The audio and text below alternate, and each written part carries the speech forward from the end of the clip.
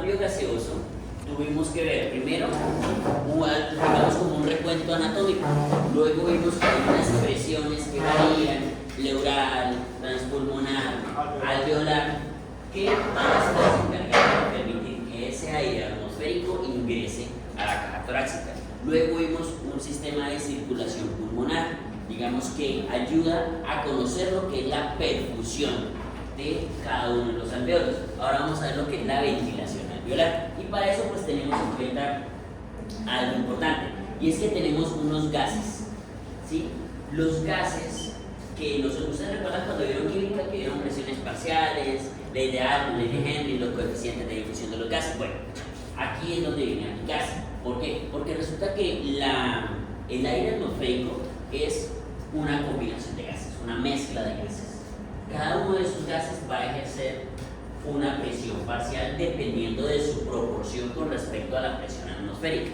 Entonces, es por eso que siempre decimos, no, es que la PO2 del ambiente, del aire ambiente, sería del 21%, porque normalmente la fracción correspondiente porcentualmente al oxígeno en el aire atmosférico corresponde aproximadamente al 21% de ese aire atmosférico. ¿Cuál es el gas dominante? El nitrógeno. El nitrógeno tendría aproximadamente el 79%. Bueno, el 78.88 y el nitrógeno el 21.80 y pico también. Y ese pequeño 0.30 y algo que queda van a ser todos los demás gases. ¿Listo? Pero siempre lo aproximamos a 79 y 21 y listo, llegamos a 100. Entonces, lo que vamos a ver nosotros es cómo estos gases ejercen una presión parcial. Así como hay una presión parcial que ejercen estos gases en cualquier superficie, cuando ingresan a las vías respiratorias van a ejercer una presión parcial. Pero vamos a tener en cuenta unos factores. Primero, vamos a tener en cuenta lo que es un coeficiente de difusión. Entonces, cuando un gas se encuentra en un aire, en un ambiente, y hace intercambio con otro medio que tenga estas mismas, digamos, composiciones, pero con una diferente presión parcial, la difusión neta va a tender a ir, como en casos anteriores lo hemos visto, del sitio de mayor presión al de menor presión. Sin embargo, también hay que tener en cuenta el tamaño de la molécula, la distancia de la difusión, el coeficiente de difusión que tiene la molécula, y eso va dado directamente por el tamaño de la molécula y la solubilidad. Entonces, vamos a tener este cociente de difusión. Entonces, ese cociente de difusión va dando por la presión parcial de un gas que está disuelto en un medio, en este caso la concentración del gas disuelto sobre el coeficiente de solubilidad. Eso nos va a dar una velocidad, y esa velocidad va a ser la velocidad a la cual se puede difundir ese gas. Entonces, aquí vamos a tener una tablita, la tabla superior y la tabla inferior, que nos va a dar las presiones parciales que tiene el gas en los diferentes estados, en los diferentes espacios donde lo vamos a encontrar. En el aire atmosférico, el oxígeno tiene una presión parcial de aproximadamente 159 milímetros de mercurio cuando estamos a nivel de mar, ¿sí? Cuando la presión es de una atmósfera, ¿vale? Y cuando pasamos al aire humidificado, es decir, el aire que ya ingresó a las vías respiratorias y que a eso le sumamos una presión de 47 milímetros de mercurio de vapor de agua, reducimos, porque recuerden que nosotros no podemos aumentar la presión. Entonces lo que se hace es que se diluyen las presiones parciales de los gases. ¿Cómo se diluyen? Reduce la presión parcial de nitrógeno, reduce la presión parcial de oxígeno, y eso hace que, digamos, esos 47 se le resten a estas dos presiones para equiparar lo que sería el equivalente a una atmósfera, que es la presión a la cual está la presión atmosférica. ¿Por qué 47? Resulta que a la temperatura corporal, 37 grados centígrados aproximadamente, el agua va también a generar vapor. Es decir, el agua se puede ir evaporando dependiendo del volumen y dependiendo de la temperatura. A una temperatura de 37 grados, en las vías respiratorias, el vapor de agua que se genera, que se evapora desde las mucosas nasales y las mucosas respiratorias, genera una presión parcial de 47 milímetros de mercurio, es decir, el aire que ya está humidificado va a tener esta presión parcial desde las vías respiratorias superiores hasta los alveolos. ¿Listo? Y por eso el aire alveolar disminuye aún más la presión. ¿Por qué? Porque el aire alveolar vamos a tener en cuenta que no todo el oxígeno que ingresa en una respiración, o no todo el aire que ingresa en una respiración, va a renovar por completo el aire del alveolo. Y eso lo vamos a ver hoy un poquito más adelante. ¿Listo? Cada inspiración lo que va a hacer es cambiar un poquitico del aire de cada uno de los alveolos. De tal manera que, aunque el aire atmosférico tenga una presión mayor, inclusive el aire humidificado tenga una presión de oxígeno mucho más alta que la alveolar se mantiene en 104. Y el vapor de agua se mantiene y la CO2 se mantiene. Miren que las presiones de aire humidificado, es decir, el aire que estaría en los bronquios, tráquea, coanas, faringe, tendría una presión parcial de apenas 0.3 milímetros de mercurio, pero en los alveolos, como se va recambiando lentamente, y recuerden que el gas que hay dentro de los alveolos depende también del intercambio de oxígeno y del intercambio de dióxido de carbono, se va a mantener una presión constante de CO2. ¿Por qué creen que es importante mantener esta presión constante de CO2 en el alveolo?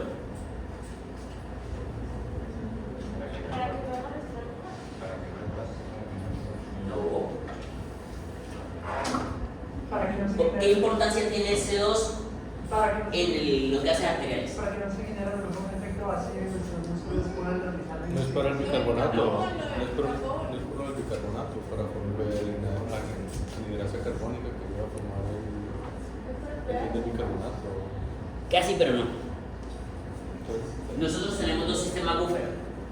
Un sistema buffer de bicarbonato y un sistema buffer de CO2. Debemos mantener una concentración de CO2. ¿Sí? La anhidrasa carbónica nos va a ayudar a transportarlo, ¿sí? Pero la presión parcial obedece a esto. ¿Por qué? Porque necesitamos que dentro del alveolo hayan esos 40 milímetros de mercurio. ¿Para qué? Para que cuando llegue la sangre que viene desoxigenada, que tiene aproximadamente 45 milímetros de mercurio, aproximadamente, van a ver que, pues, digamos, cuando pasen a clínica, las presiones no son exactas. Ustedes no ven, ay, miren, estos gases están alterados. ¿Por qué? Porque es que no tienen 45 de CO2. No. Hay rangos, ustedes van a ver que los gases van de entre 40 y 50 en algunos lados, dependiendo de la altitud, dependiendo de la ciudad y todo, van a ir de 35 a 45 y así mismo va a variar el aire alveolar, ¿sí?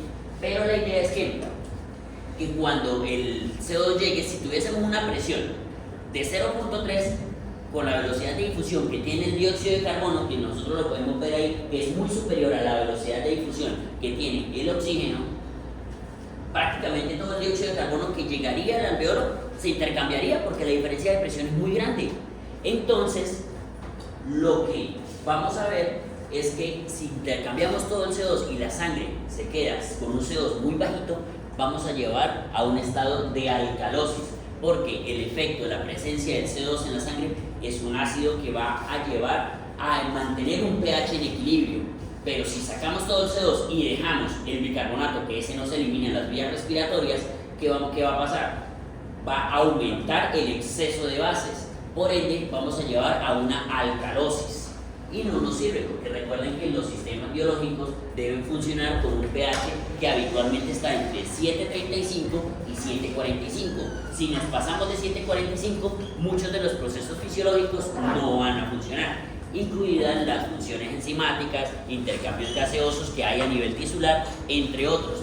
Y si hacemos lo contrario, nos vamos hacia la acidosis, también va a disfuncionar, desde los mismos intercambios gaseosos, enzimáticos, intercambios metabólicos, hasta sistemas de vasopresores, van a disfuncionar porque la estructura proteica de los receptores vasculares, los receptores en general de todo el organismo, cuando se altera el pH, cambian de configuración, lo que hace que no funcionen adecuadamente y el receptor no pueda unirse al ligando. Es decir, por ejemplo, si tenemos un paciente en una acidosis metabólica o respiratoria secundaria a una sepsis por una infección, digamos, severa, que pasó a un choque séptico y necesitamos ponerle adrenalina, norepinefrina, y el paciente en este momento se encuentra con un pH de menor a 7.2, la eficiencia con la cual actúan estos vasopresores no es la misma que con la que actuarían si ese paciente tuviese un pH normal entre 7.35 y 7.45.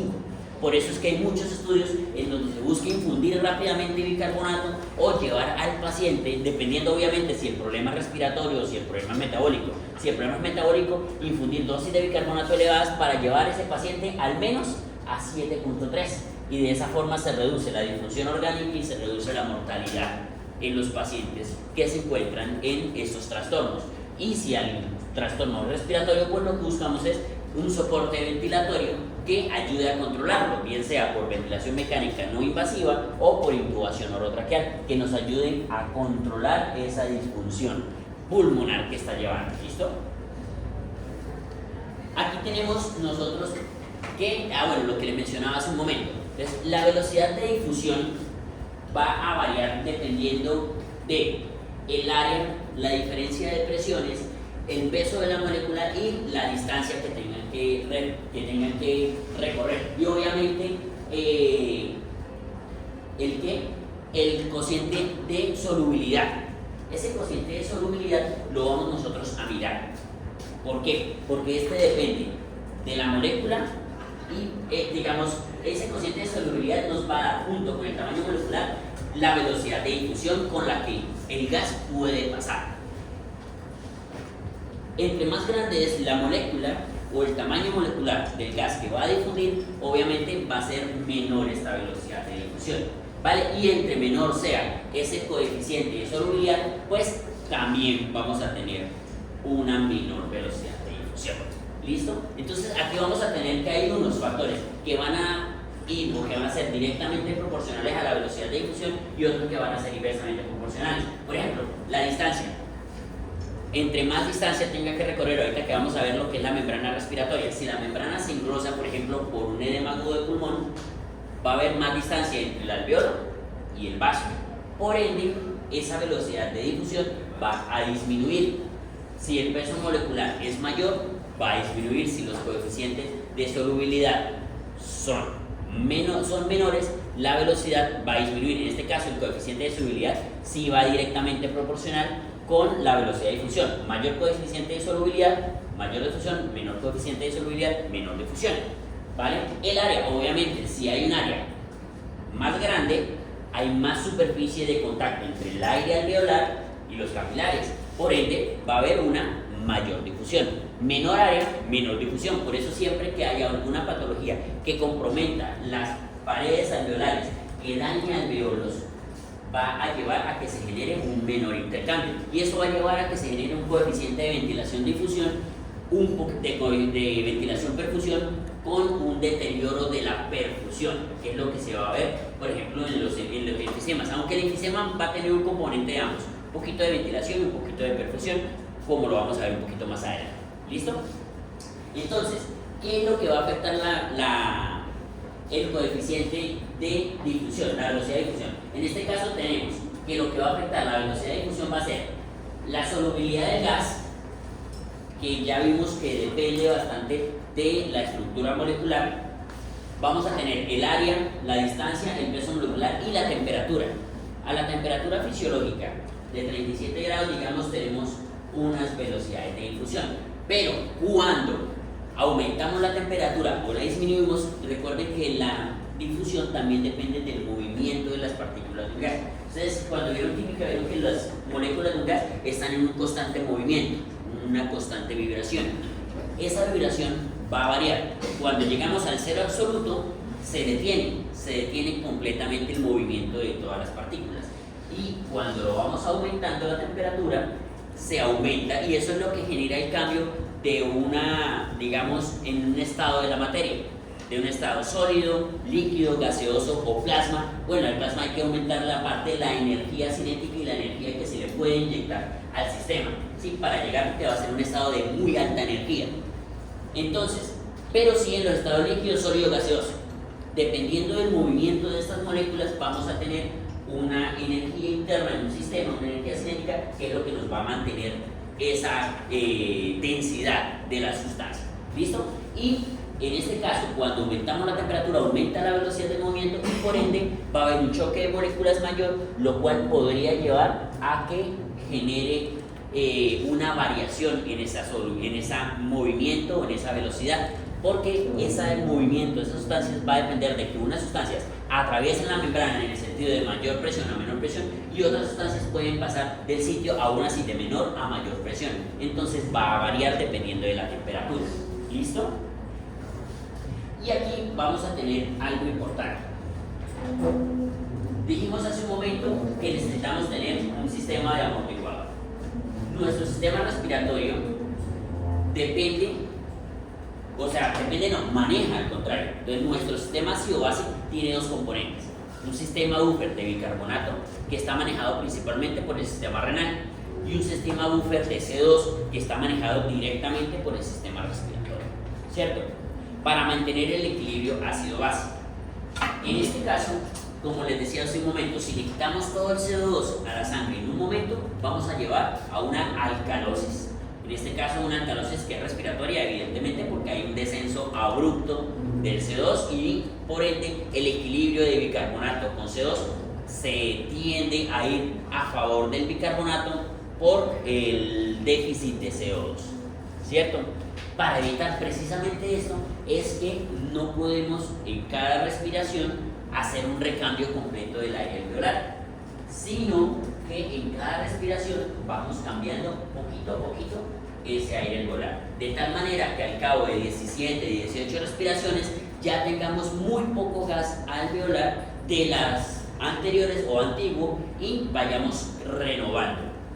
De esa forma, cuando tenemos un ingreso de aire atmosférico que está humidificado, va a ir renovando parcialmente. Entonces se considera que de esos 500 milímetros de mercurio, 500 mililitros que ingresan en lo que sería una respiración espontánea, que eso lo vamos a conocer, lo conocimos nosotros como volumen tidal, ¿sí se acuerdan? Que es el volumen de una respiración espontánea normal, sin forzar la inspiración ni nada. Es decir, por cada que usted hace, aproximadamente entre 450 y 500 mililitros llegan a ingresar a las vías aéreas. Pero que teníamos un espacio muerto que era equivalente aproximadamente a 150. Entonces decíamos que lo que iba a ingresar a las vías alveolares era aproximadamente 350 mililitros. Esos 350 mililitros se tienen que repartir en toda la superficie de contacto que hay, es decir, en todas las cavidades alveolares, de tal manera que esos 350 no van a alcanzar, solamente van a poder renovar un poquitico de cada uno de ese aire que se encuentra dentro del alveolo, ¿vale? Entonces, por eso es que lo vamos renovando lentamente. Además de que para poder mantener unas presiones parciales necesitamos que se renueve de esa manera. ¿Por qué? Porque aquí nosotros vamos a ver la siguiente gráfica y aquí vemos nosotros dos gráficas importantes. Y es la variación en las presiones parciales de oxígeno y de dióxido de carbono con respecto a la velocidad de absorción en caso del oxígeno y la velocidad de excreción en caso del CO2, y los dos también son afectados por la velocidad de ventilación, es decir, la velocidad con la que ingresamos nuevo oxígeno al alveolo. La gráfica superior es la gráfica que nos está mostrando el oxígeno y la inferior el dióxido de carbono. Si nosotros respiramos más veces, vamos a ingresar más aire atmosférico a nuestros alveolos. Vamos a llevar a un recambio un poquito más rápido, ¿vale? Pero si nuestra absorción de oxígeno es la misma, es decir, ustedes están ahí sentaditos todos y de un momento a otro empiezan a respirar más seguido, van a llevar a que se aumente la presión parcial de oxígeno dentro del alveolo, y ahí lo vemos. Entonces, si estamos en un estado donde la absorción de oxígeno es de 250 mililitros sobre minuto, porque están en un estado basal, no están consumiendo más, pero aumentamos nosotros la ventilación alveolar, que es lo que está en el eje de las X, vamos a llevar a que la ventilación se acerque a ese 149-150, que es la presión parcial del aire atmosférico. Obviamente, partiendo que estemos al nivel del mar, ¿sí? Partiendo que en este momento todas esas tablas están con una persona a la que le tomaron eso en Cartagena, ¿sí? ¿Por qué? Porque recordemos que si aumentamos la altitud, la presión parcial de estos gases entonces ya no va a ser la misma, sino que a mayor altitud van a ir disminuyendo estas presiones. Entonces, esa tabla nos muestra que si una persona en un estado basal, con una absorción basal de 250 mililitros por minuto de oxígeno en los alvéolos que se ingresan a la sangre y empieza a respirar más rápido, va a ir aumentando lentamente la curva, en este caso sería la curva que la parte superior va a ir aumentando lentamente la curva hasta llegarla a acercar a ese 149, 150 que sería la presión parcial atmosférica. Sí, es decir, perdería esos, como ese volumen o esa concentración alveolar fisiológica necesaria, ¿vale? Pero si ahora esa persona que está sentada y está respirando más, la ponemos a hacer actividad física, una actividad física extenuante, es decir, ya la pasan a hacerle el típico ejercicio que de pronto ustedes han visto alguna vez cuando ustedes estaban en Pamplona, no vieron a los de educación física correr por una banda con una máscara que les medía las concentraciones de gases. Ellos los ponen para demostrarles cómo afecta la actividad física el consumo de oxígeno y la excreción de dióxido de carbono. O en medicina deportiva, si tienen la oportunidad de pasar por medicina deportiva, no sé si ahorita haya deportólogos dándoles rotación de medicina deportiva. Es la gráfica azul punteada en la misma gráfica superior. Entonces lo que vamos nosotros a ver es cómo ese aumento en la absorción de oxígeno hace que la presión parcial caiga y por ende sea necesario aumentar la frecuencia respiratoria para compensar y que no se nos caiga la presión parcial de oxígeno. Por ende, mire que para cuando la absorción de oxígeno es de 1000 mililitros por minuto en una actividad física extenuante, para lograr llegar a ese límite basal, que es donde está la rayita puntuada, la rayita negra punteada, necesitaríamos prácticamente aumentar 4 o 5 veces el volumen. Recuerden que en un estado basal nosotros inspiramos aproximadamente 5 litros, 4.5 litros o hasta 6 litros en un minuto.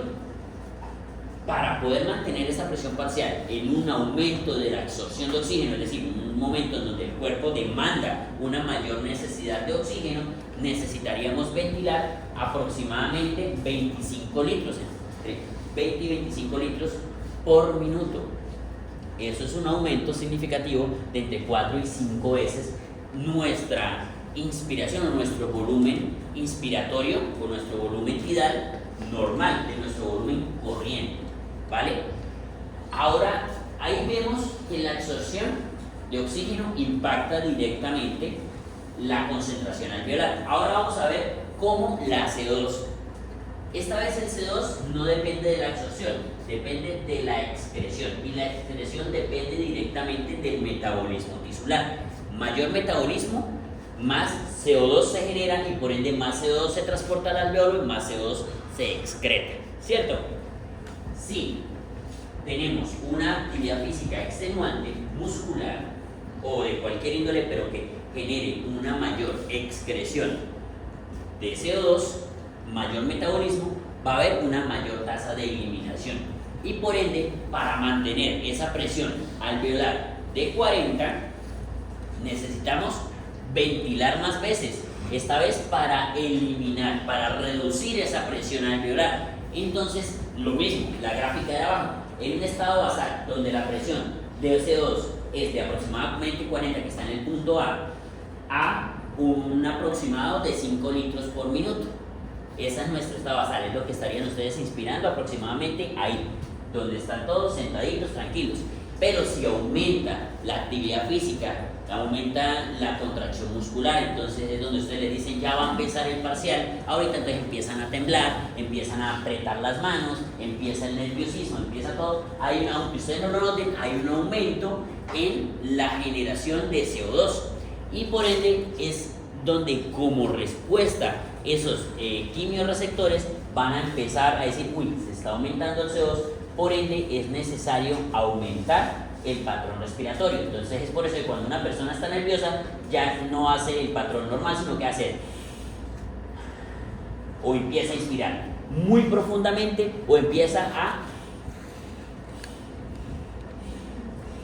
a inspirar más rápido, es decir, o el patrón respiratorio se hace más profundo o el patrón respiratorio aumenta la frecuencia.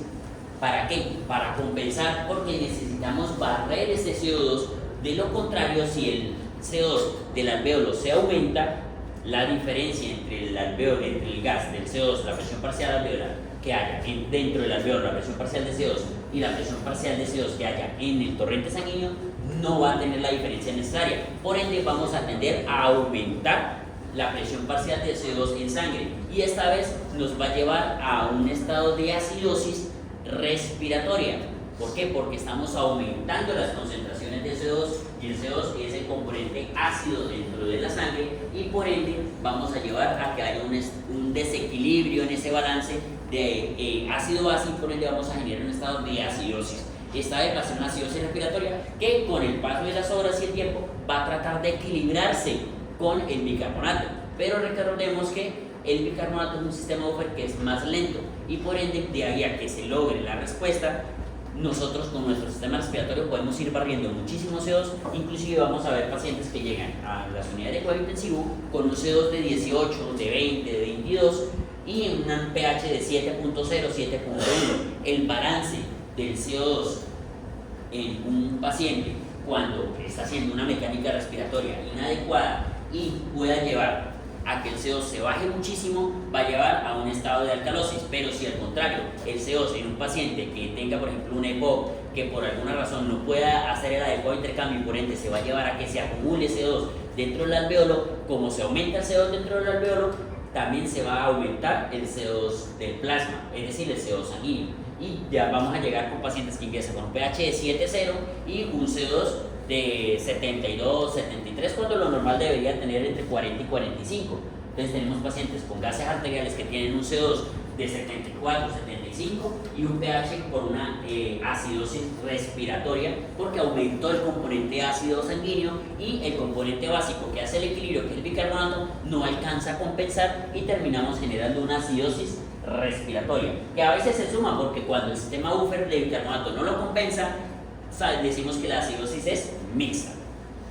Cuando hay una hiperventilación, es cuando se disminuye o se... Cuando una hiperventilación, lo que vamos a hacer es que vamos a disminuir el CO2, mientras que si no tenemos esa hiperventilación en respuesta al aumento de la presión de CO2, el CO2 alveolar se va a mantener y dentro del alvéolo se va a aumentar. Por eso es que los pacientes que están haciendo una actividad extenuante, quieranlo o no, van a aumentar su respuesta respiratoria, van a aumentar la ventilación para poder eliminarlo, porque si no se aumenta la respiración, se va a acumular el CO2, y si el CO2 se acumula, vamos a llevar a que la presión intraalveolar se aumente y por ende la presión parcial de CO2 también dentro de la sangre se va a aumentar. Entonces, esas presiones cuando se aumentan van a llevar a un estado de acidosis respiratoria.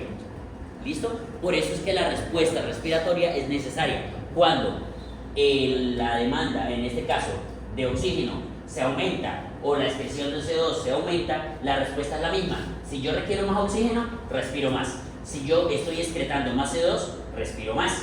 Entonces, el aumento en la ventilación favorece para meter más oxígeno y para sacar más CO2. Por eso vemos que la velocidad de entrada de aire o la ventilación alveolar afecta directamente tanto el oxígeno como el CO2. Solo que al oxígeno le aumenta la presión parcial intraalveolar, al CO2 se la disminuye, y eso es un mecanismo fisiológico para que se pueda excretar más CO2 o para que se pueda absorber más oxígeno. ¿Listo? Entonces por eso es necesaria la ventilación alveolar, y depende de la velocidad de excreción y la velocidad de absorción, que como dijimos, pues en un estado basal es menor, en un estado de actividad es mayor. Pero tenemos un espacio muerto. Ese espacio muerto nos indica, y aquí es donde se soportan, digamos, las guías que antes recomendaban la ventilación, la respiración boca a boca en caso de la reanimación cardiopulmonar, y era que la primera porción de aire que nosotros exhalamos obedece a un aire de espacio muerto. Luego va a entrar a un aire que está en el espacio alveolar mezclado con el aire bronquial o de espacio muerto, y el último fragmento de esa expiración es lo que va a contener realmente el aire alveolar.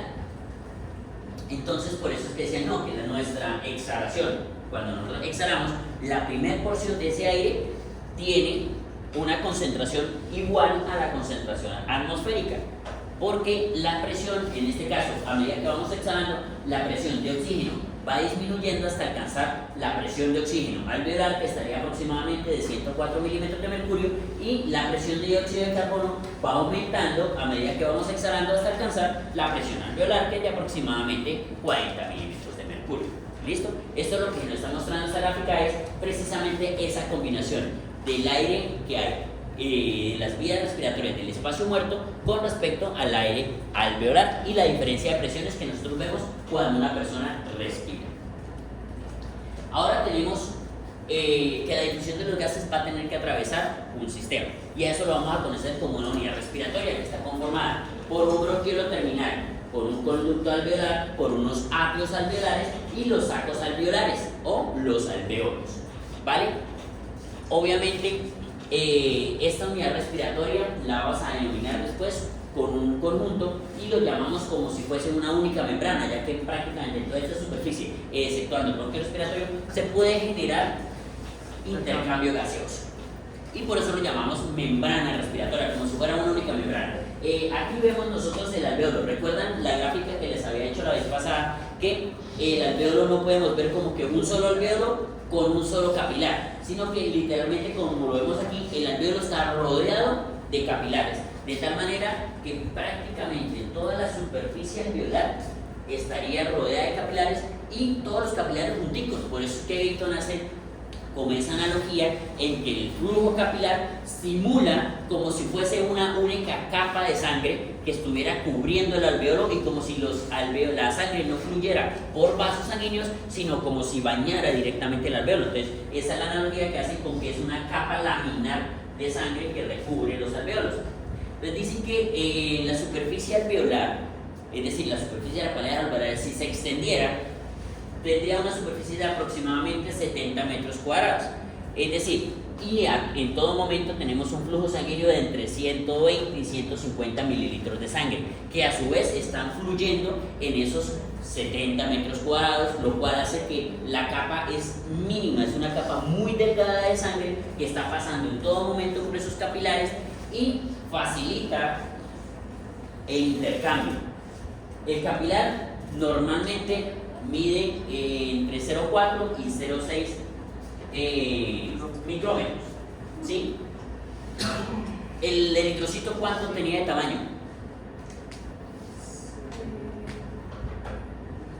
El grupo que expuso eritrocitos, grupos sanguíneos, ¿no están? Están en parcial de inmunología. Listo, entonces, el eritrocito decíamos que entre 8 y algunos hasta 10 micrómetros. Listo, entonces, ¿qué quiere decir esto? Que el eritrocito, para pasar por ese capilar, se tiene que apretar, se tiene que ajustar, lo que reduce la distancia entre la pared del capilar y el eritrocito, porque literalmente el eritrocito va arrastrándose por el borde porque va comprimido, va aplastado, doblado, pasando. Entonces eso facilita, porque ya el aire no tendría que pasar líquido, todas las capas, y no tendría que pasar plasma ni nada de líquido ni medio acuoso sanguíneo, sino que directamente al pasar del capilar, de la pared capilar, choca o entra en contacto directamente con el eritrocito.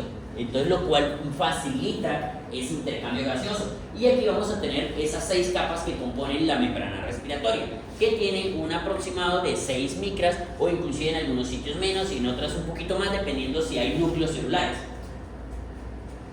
Tenemos la primera capa yendo del alvéolo hacia el capilar.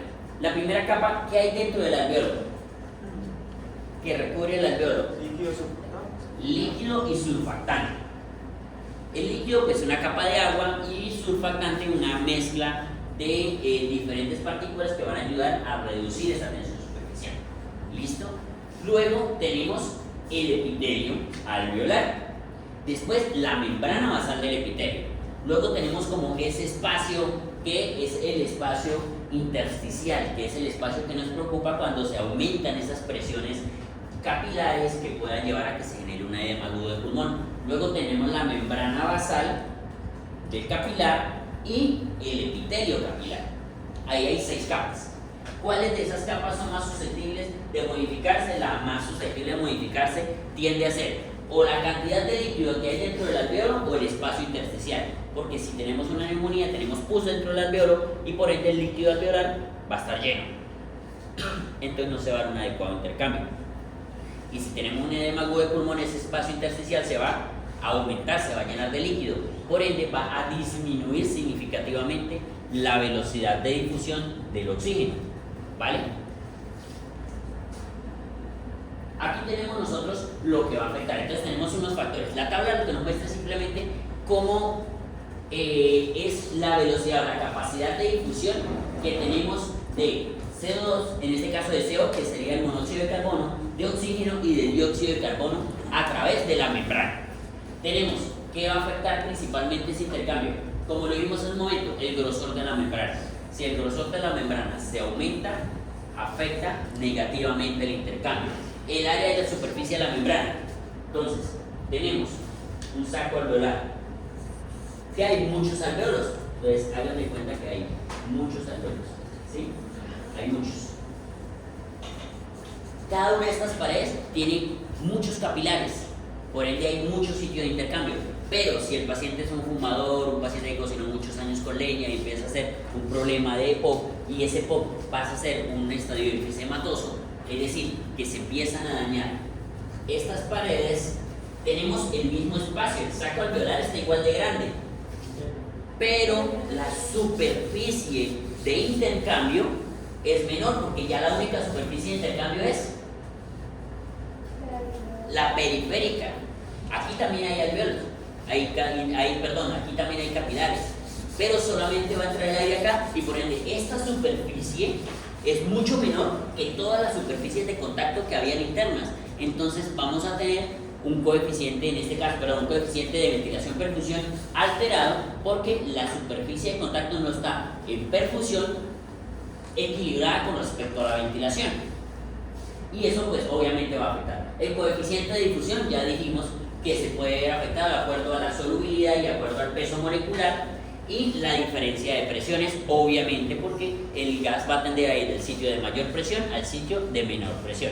La capacidad de difusión, en este caso de la membrana, es de aproximadamente en oxígeno de 21 mililitros por minuto por cada milímetro de mercurio que hay de diferencia entre la presión intraalveolar y la presión sanguínea o la presión parcial de O2. Entonces, por cada milímetro de mercurio que hay de diferencia entre la presión intraalveolar, la presión parcial de oxígeno intraalveolar y la presión parcial de oxígeno sanguínea, se va a absorber aproximadamente 21 mililitros de oxígeno y de CO2 por cada milímetro de mercurio se va a absorber aproximadamente de entre 40 y 450. Recordemos que esa capacidad de difusión depende del coeficiente de difusión y la solubilidad del gas.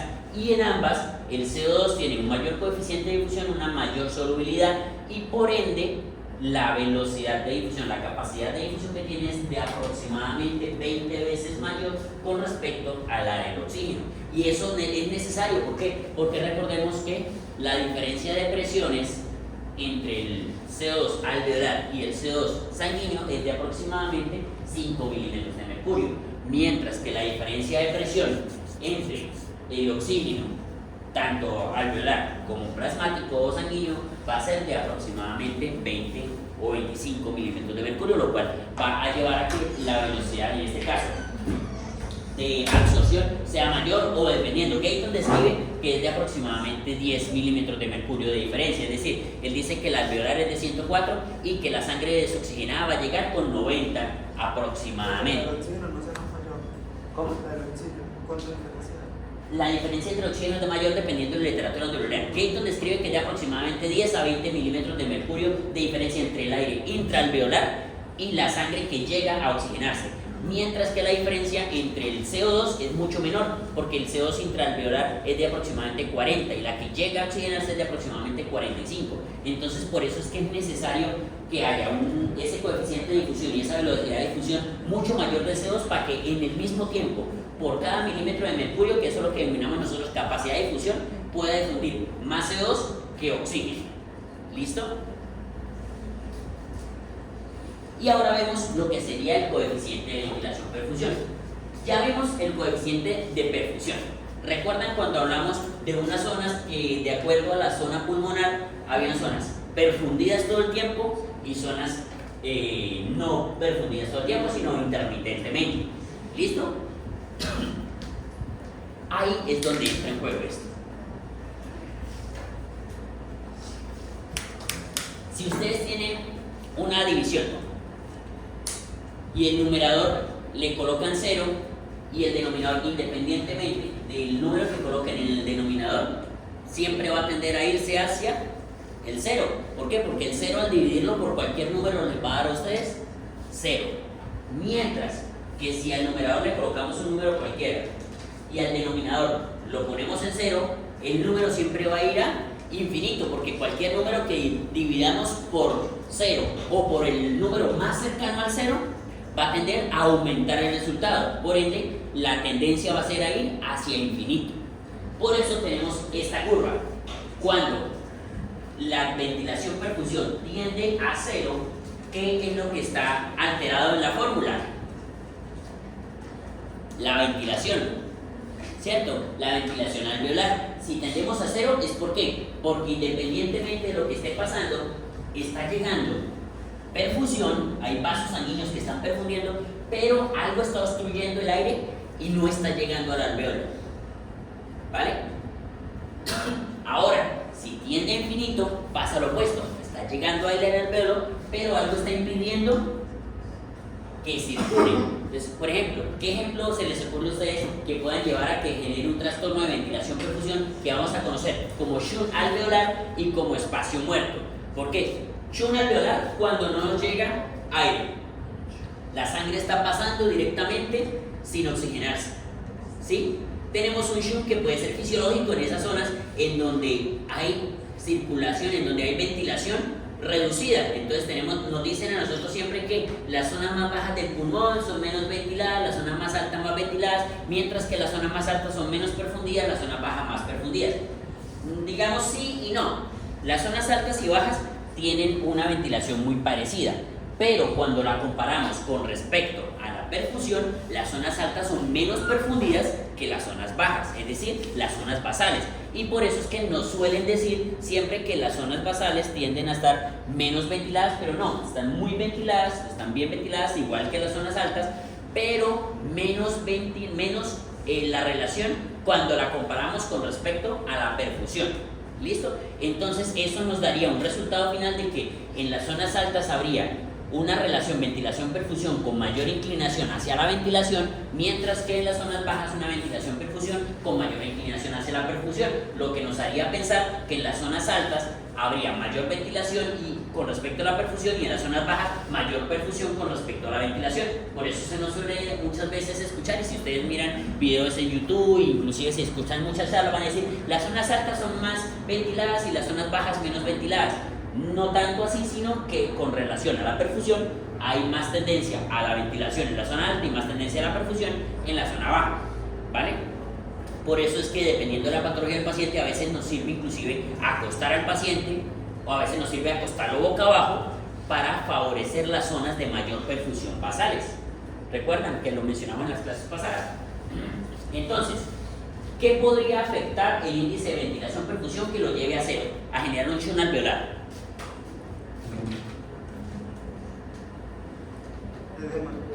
No. Bueno, digamos que sí, no es tan claro porque el edema podría llegar a comprimir el capilar también. Entonces digamos que ahí podría haber una cosita entre ambos, sí. Pero sí, podría ser un ejemplo. ¿Qué otra cosa? El más común. No, la insuficiencia respiratoria es otra cosa, esa la vamos a ver en la próxima clase. El EPOC tendría un componente de ambos. El EPOC podría aumentar, si está muy reducido el bronquio, hacer un shunt alveolar, y si ya hay enfisema, el predominio, aunque también hay shunt alveolar, el predominio va a ser perfusión porque ya hay destrucción de las paredes. Entonces tendríamos un componente dependiendo de qué tan grave sea el caso de EPOC. La más común, que se les viene a la cabeza con lo que dice, ay, lo hospitalizaron por una infección respiratoria. Una neumonía, porque la neumonía tiene una reacción inflamatoria alveolar que llenó el alvéolo de pus. Si hay un montón de pus aquí adentro, ¿por dónde va a entrar el oxígeno? Por ningún lado.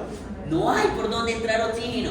Por eso el paciente con neumonía, que es una neumonía grave, aparte del pus que hay un trastorno inflamatorio que lleva a vasoconstricción, a compresión vascular, entre otras cosas, aparte de que puede hipoteensar al paciente, lo que lleva a que el shum alveolar sea enorme y por eso la saturación de CO2 en una neumonía grave, la saturación de O2 empieza a bajar, a disminuir. Eso lo vamos a ver en la próxima clase. Ahora, ¿qué les hace? Un ejemplo clásico que les van a poner ustedes de un shum de espacio muerto, es decir, un shum en donde lo que está afectado es la parte vascular.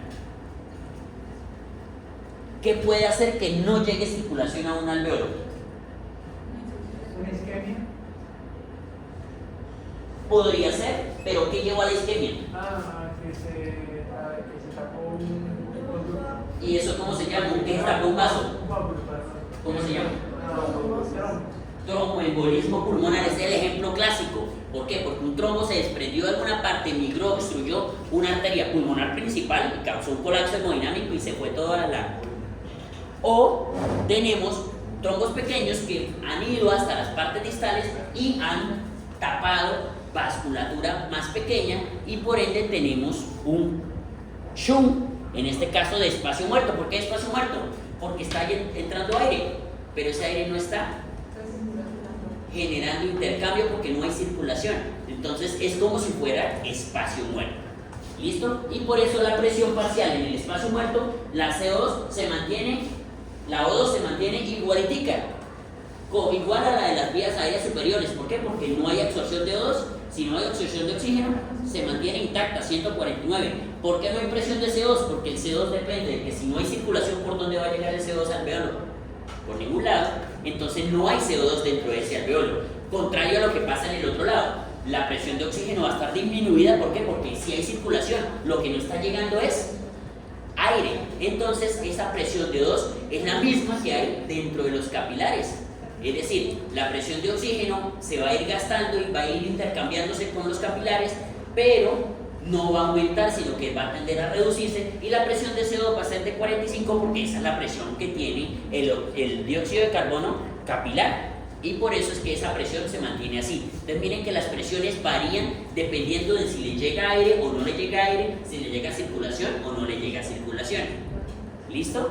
Entonces, la presión parcial del oxígeno intraalveolar depende de la ventilación. Entonces, cuando no hay ventilación, se afecta la presión parcial. La presión parcial de dióxido de carbono intraalveolar depende de la circulación. Si no hay circulación, no hay presión de dióxido de carbono. Y por ende, sí hay mucha presión de oxígeno. ¿Listo? La fibrosis pulmonar tiene componente de ambos. ¿Por qué? Porque dependiendo si esa fibrosis dañó paredes, se va a inclinar hacia un shum que va a tender hacia el infinito, en un espacio muerto. Si esa fibrosis no ha dañado paredes, sino que está afectando la dilatación, la expansión del pulmón, no está entrando buen aire. A muchas zonas, muchos alvéolos están quedando sin entrarle buen aire y por ende va a tender a cero.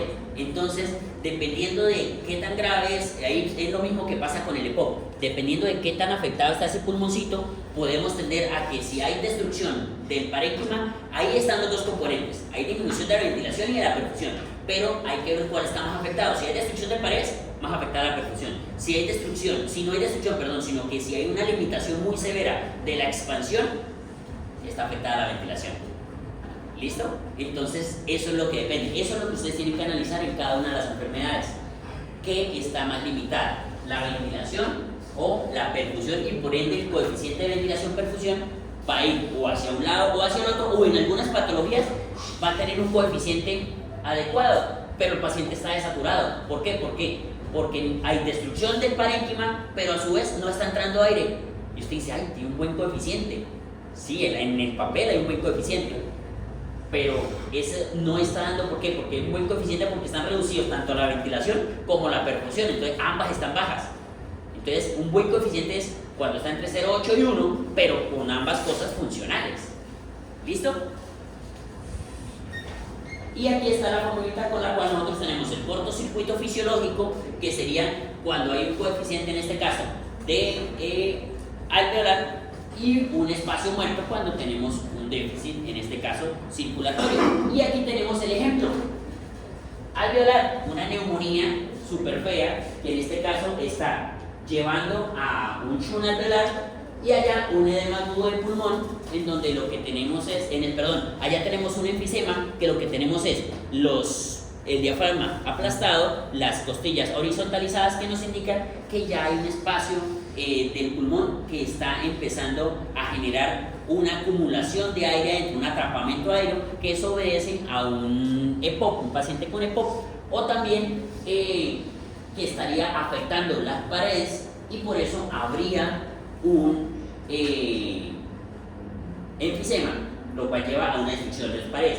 Pero si nosotros miramos, la placa también podría ser aplicable porque vemos que hay una pequeña congestión pariliar izquierda, pariliar derecha, que a su vez nos está indicando algo, que puede haber un aumento en la trama vascular, que puede generar ese aumento de presión, que esté haciendo un embolismo. Entonces, esa placa nos sirve porque es un paciente con EPOC que está haciendo un tromboembolismo pulmonar.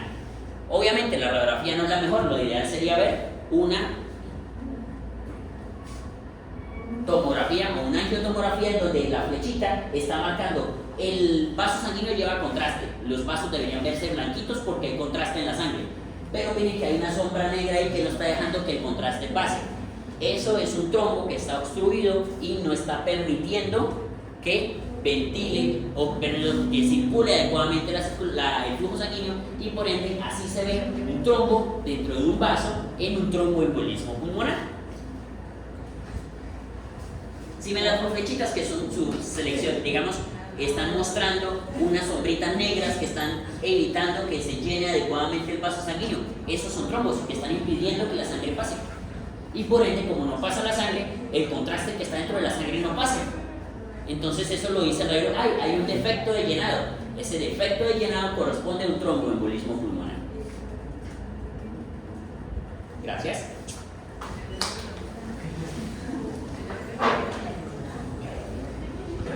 En la clase que viene, es decir, la clase de mañana, vamos a ver el intercambio que hay y el transporte entre las capilares y los tejidos. ¿Me dan qué hora, profesor? ¿Cada misma hora? A las 11. Hombre, que esté muy bien, que clase excelente día.